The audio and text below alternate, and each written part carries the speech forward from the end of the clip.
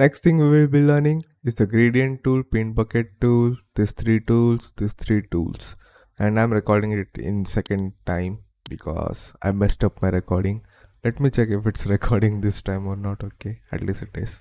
So with the gradient tool selected, you could just click here and you could see this all options. If you have Photoshop 2021 or 2020, you will already have this many options. If not, you will have the basic options at least.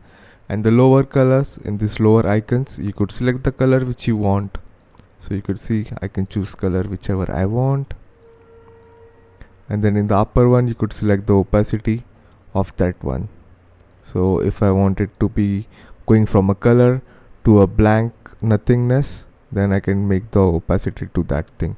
So let me just select it and I'll just click here and I can drag from one point to another, and you could see it goes from this section to this. Always the left side section will be the first thing which will be shown on the wherever you click first.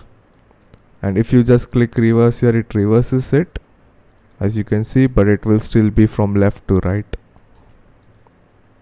And there's multiple options here. There's radial options. In radial one, wherever the point is, that's where the middle color will be, like this, you could see. And you could also reverse it if you want. And then there's this thing which I never used. There's this thing, the linear gradient kinda, which I've never used, and this one also. So there are multiple options. I only use these two, radial and linear one. Sorry. And then there's, and if you want, you could just select one with the reverse for foreground to transparent, or you could manually just change it to a transparent version. Okay, didn't mean to like add it. And if you want to keep it on specific location, for example, you want it in the middle, you could press 50%. If you want on that 80, then you could do it depending on what you need. And then you could see it goes from black to white. For some reason it's looking like it's not doing perfectly as I want it to. So let's try it again. The opacity to 0. Okay, there it is. And then you could just, if I add an image here, if I add an image here, create a new layer, and if I do this thing, you could see, okay, let me just choose another color so that it's much more visible. Let's try this one, orangish. You could see it goes from orange to nothingness. There's nothing here, and we use it much for like adding colors here, or just for sky replacement, or just adding like some rays around here with the yellow color. You could do it in many other way which you want. One more way to actually do is add gradient is right clicking on it, clicking blending options, and then you could find gradient overlay. I don't know how to remove this one. Like I have 5 of those. You don't need, you will only have one, and you could do this. And here you could select the colors which you want. I've already made this design. And then the blend mode, the opacity. So if I press, now you could see there's nothing showing because this layer is empty. So I'll just disable these effects. Let me just make it completely black. And then if I enable it, you could see that it has this effects already with the gradient overlay. So we are just overlaying our color, and then you could also add an opacity over it. So let me we will use this one instead. So gradient overlay, and if I do the opacity, you could see that the overlay has 44% opacity. You could change the the angle, the radial, however you want, the scaling, depending on how much you want. Now let me show you one more thing which you can do with gradient. So I just created a mask on this layer. Let's go to the basic ones, and then instead of doing on this one, I'll create another layer, or just add in another image like this cloud. Let me just add it. I press enter. Don't lag on me please now. And then I'll add an layer mask on it, and then go to the gradient section, Then now I can just add a gradient on it. You could see how wherever it's black, so let me just show you, wherever it is black it will show nothing, wherever it is white it will show everything, and this gray section has opacity controls, so wherever it is more black or the best black, okay, I'll explain it in this way. I think the way I'm saying now is a bit confusing. Okay. Let's do gradient from this point to this.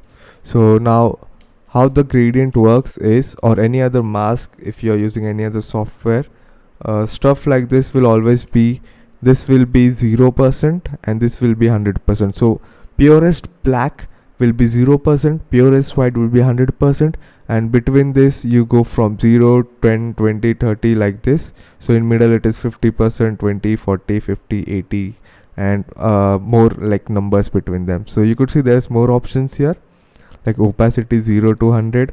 So 0 would be like black, 20 would be like this color, something like that. So when you work with mask,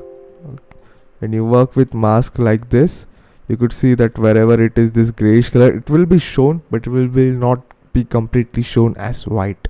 And we do use it much for like what you call like sky replacement and stuff.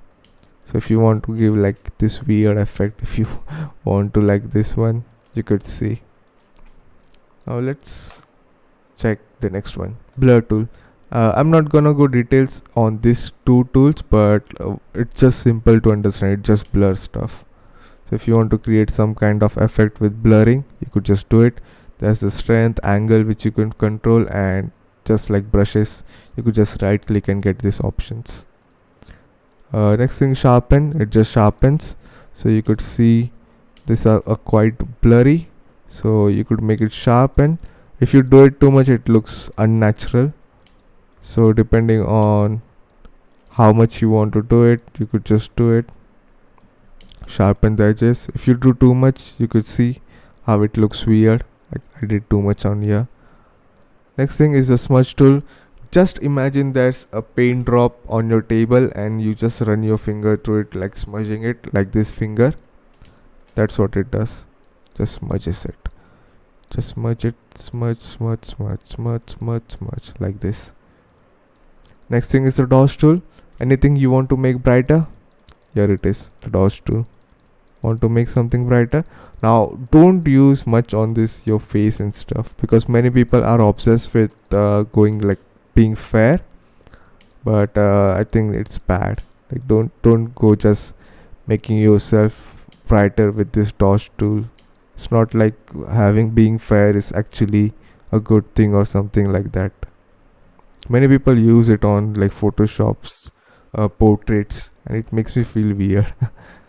Do it, but do it only when like to give that natural effect with your image. But if you just do it to make your face as white as possible, it will only look weird like this. There's burn tool also to make it darker. So you could see we can make stuff darker like this. It does the opposite of the dodge tool. Sponge tool removes the color. It like sponges out the colors. You could see it is getting like unsaturated. The colors are getting unsaturated. I don't use sponge tool at all.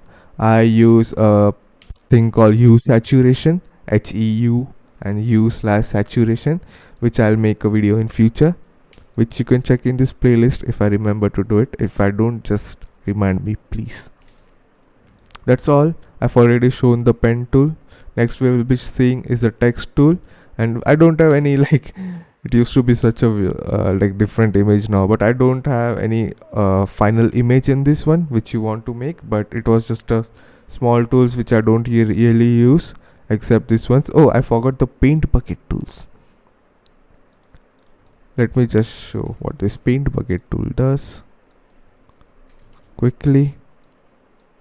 If you have used photo MS Paint, this is the same as the MS Paint.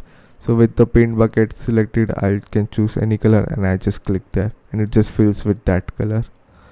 So you see, it just fills up that color. Now it's not possible to actually do it on like this colors, because it needs to find the similar colors and it's not possible. So it's better to work on flat images like that, the paint colors. But I never use it. I use any different methods which I know, which you will also learn in future depending on how much you work. So that's all. Next we will see the text tool. I think I'll give an final product which you could also practice to make on the text tool. So how about we just get started in the next video of that.